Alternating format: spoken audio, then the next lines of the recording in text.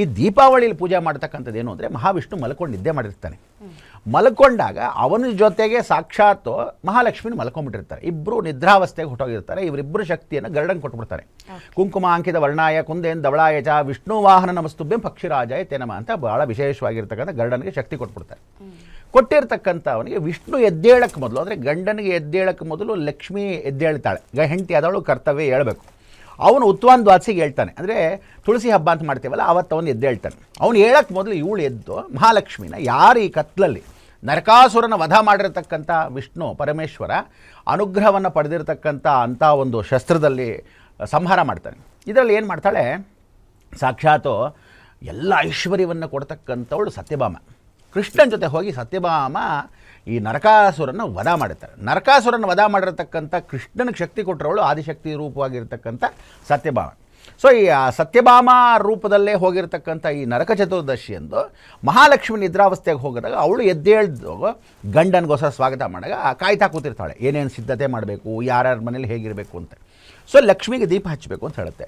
ಅದಕ್ಕೆ ನಿರಾಕಾರ ಪರಬ್ರಹ್ಮ ಸ್ವರೂಪನಾಗಿರ್ತಕ್ಕಂಥ ದೀಪವನ್ನು, ದೀಪಂ ಜ್ಯೋತಿ ಪರಬ್ರಹ್ಮ ದೀಪಂ ಜ್ಯೋತಿ ಜನಾರ್ದನ ದೀಪೋ ಹರತಿ ಪಾಪನೆ ಸಂಧ್ಯಾ ದೀಪಂ ನಮೋಸ್ತುತೆ.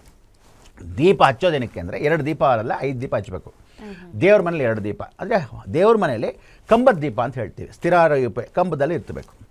ದ್ವಾರ ದೀಪ ಅಂತ, ದ್ವಾರದಲ್ಲಿ 2 ದೀಪಗಳನ್ನ ಹೊಸಲ ಮೇಲೆ ಇಡಬೇಕು. ಮಧ್ಯೇನ ಸ್ಥಿರ. ಇವ್ರೇನು ಮಾಡ್ತಾರೆ ಗೊತ್ತಾ, ಪಕ್ಕದಲ್ಲಿ ಇಟ್ಬಿಡ್ತಾರೆ. ಸೀರೆ ಅಂಟ್ಕೊಂಡ್ಬಿಡುತ್ತೆ, ಪಂಚೆ ಅಂಟ್ಕೊಂಡ್ಬಿಡುತ್ತೆ ಅಂತ ಆ ಕಡೆ ಈ ಕಡೆಯನ್ನು ಪಕ್ಕದಲ್ಲಿ ಇಟ್ಬಿಡ್ತಾರೆ. ಇನ್ನೊಂದು ದೀಪ ತುಳಸಿಲಿ ಇಡಬೇಕು. ಈ ಪಂಚದೀಪಗಳು ಹಚ್ಚಿದಾಗ ಅಗ್ನಿ ವಾಯು ಜಲ ಭೂಮಿ ಆಕಾಶ ಮಾಡ್ಕೋಬೇಕು. ಏನು ಅಂದರೆ ಹೊಸಲ ಮೇಲೆ ಮಧ್ಯೇನ ಸ್ಥಿರ ಅಂದಾಗ ಹರ್ಷಣ ಹಚ್ಚಿದಾಗ ಹರಿದ್ರಾಲಂಕಾರಂ ನರಸಿಂಹಭೂಷಿತ ಕುಂಕುಮಾಲಂಕಾರಂ ಲಕ್ಷ್ಮೀ ಪೂಜಿತ ಅಂತ ಪೂಜೆ ಮಾಡಿ ಅಲ್ಲಿ ದೀಪವನ್ನು ಹಚ್ಚಿದಾಗ ಮಹಾಲಕ್ಷ್ಮಿನ ಸ್ವಾಗತ ಮಾಡೋ ಸಮಯ ಇವತ್ತು. ಸೊ ಎಲ್ಲರೂ ಅಮಾವಾಸ್ಯೆ ಪೂಜೆಗೆ ಸಾಯಂಕಾಲ ದಯವಿಟ್ಟು ನೀವು ಯಾರ್ಯಾರು ಕೂತ್ಕೊಂಡಿದ್ದೀರಾ, ಈ ಕಾರ್ಯಕ್ರಮ ನಾವು ಯಾಕೆ ಬೆಳಗ್ಗೆ ಮಾಡಿದ್ವಿ ಅಂದರೆ ಸಾಯಂಕಾಲ ಕರೆಕ್ಟಾಗಿ ಮಾಡ್ಕೊಳ್ಳಿ ಅಂತ ಅರ್ಥ. ಸೊ ಅದಕ್ಕೋಸ್ಕರ ಕೆಲವರಿಗೆಲ್ಲ ಹೇಳಕ್ಕೆ ಗೊತ್ತಾಗಲ್ಲ, ಕೆಲವ್ರಿಗೆ ಹೆಂಗೆ ಮಾಡೋದು ಗೊತ್ತಿಲ್ಲ ಗುರುಗಳೇ ಅಂತಾರೆ, ಕೆಲವರು ಕಲಶಗಳು ಇಟ್ಬಿಡ್ತಾರೆ. ಆಮೇಲೆ ದಯವಿಟ್ಟು ಹೇಳ್ತಾ ಇದ್ದೀನಿ ಎಲ್ಲ ವೀಕ್ಷಕರಿಗೂ, ಶುಕ್ರವಾರ ಕಲಶಗಳು ಇಟ್ಕೊಳ್ಳೋವಂಥ ಅಭ್ಯಾಸಗಳಿದ್ದವರು ದಯವಿಟ್ಟು ತೆಂಗಿನಕಾಯಿ ಇಡಬೇಡಿ.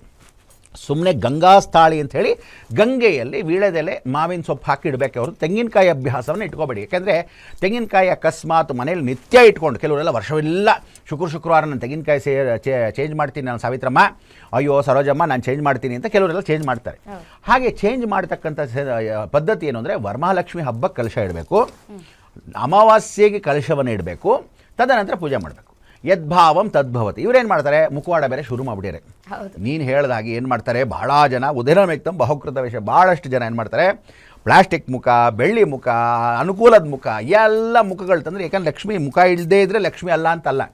ನೀವುಗಳೆಲ್ಲ ಕನ್ಫ್ಯೂಷನ್ಗಿಂತ ಏನಾಗಿದೆ, ಅನುಮಾನಂ ಪೆದ್ದರೋಗಂ, ಅನುಮಾನ ಬಿಟ್ಟುಬಿಡಿ. ಯಾವತ್ತು ತಿಳ್ಕೊಳ್ಳಿ, ಕಲಶಂ ಆವಾಹ್ಯ ಅಮಿ ರತ್ನ ಸಿಂಹಾಸನಂ ಸ್ವಾಗತಂ ಅಂದರೆ ಸತ್ಯನಾರಾಯಣ ಅಂದರೆ ಸತ್ಯನಾರಾಯಣ ಬರೋದು, ಗಣಪತಿ ಅಂದರೆ ಗಣಪತಿನೇ ಬಂದು ಕೂತ್ಕೊಂತಾನೆ, ಬೇರೆಯವ್ನು ಬಂದು ಕೂತ್ಕೊಳ್ಳಲ್ಲ. ಇವ್ರಿಗೆ ಆ ಡೌಟ್ ಇರೋದ್ರಿಂದ ವರಮಹಾಲಕ್ಷ್ಮಿಗಿದು, ಗೌರಿ ಹಬ್ಬಕ್ಕೆ ಗೌರಿ ಮುಖ ಎಲ್ಲ ಇಟ್ಟು ಪೂಜೆ ಮಾಡ್ತಾರೆ.